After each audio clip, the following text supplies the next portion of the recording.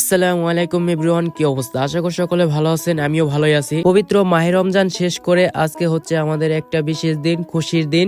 সবাইকে জানাই ঈদ উল ফিতরের শুভেচ্ছা, অভিনন্দন, ঈদ মোবারক। একটি মাস রোজা রাখার পর আজকে হচ্ছে আমাদের খুশির দিন, ঈদের দিন। তো সকাল সকাল গোসল করতেছি, কারণ ঈদের নামাজে যাইতে হবে, আর ঈদের দিন কিন্তু সকালেই গোসল করতে হয়। আমাদের এখানে ঈদের নামাজ শুরু হয় 9টার দিকে। আজকের আবহাওয়াটা খুবই খারাপ, জানি না কখন বৃষ্টি নেমে আসে, এর জন্য কিন্তু আগে ভাগে রওনা দিতেছি। ঈদগার মাঠে যাওয়ার আগে একটু মিষ্টি মুখ করতে হয়, তাই মায়ের হাতের সেমাই কিন্তু একটু খেয়ে নিলাম। খাওয়া দাওয়া শেষ করে এখন হচ্ছে মাঠের দিকে রওনা দিয়ে দিছি। আমাদের বাসা থেকে ঈদগার মাঠ কিন্তু বেশি দূরে না, হাইটে গেলে মাত্র 10 মিনিট সময় লাগবে। আর এই ঈদগার মাঠে হাজার হাজার মানুষ কিন্তু আসে নামাজ পড়তে। পুরা সিঙ্গারের ভিতরে সুন্দর একটা ঈদগার মাঠ এইটা। ঈদের মাঠটি কিন্তু খুব সুন্দর ভাবে সাজিয়েছে। মাঠের এ প্রান্তে থেকে ও প্রান্তে কিন্তু প্রচন্ড মানুষ কিন্তু এসেছে নামাজ পড়তে। আমাদের এখানে সকলেই কিন্তু ঈদগার মাঠে এসে ঈদের নামাজ আদায় করেন। এই ঈদের মাঠটি আরো সামনে অনেক সুন্দর করবেন। প্রচুর মানুষ কিন্তু এসেছেন নামাজ পড়তে, দেখতে তো পারছেন আপনারা। আরো অনেক মানুষ কিন্তু আসতেছে। এত মানুষ এসেছে, যার ফলে কিন্তু ঈদের মাঠটি পুরাটাই ভরে গেছে। পুরা মাঠটি ভরে যাওয়ার ফলে কিন্তু অনেকে চকে এবং রাস্তায়ও বসে পড়েছেন নামাজ আদায় করার জন্য। তবে যাই হোক, আলহামদুলিল্লাহ আমরা কিন্তু সুন্দরভাবে সুস্থভাবে ঈদের নামাজ আদায় করতে পারছি।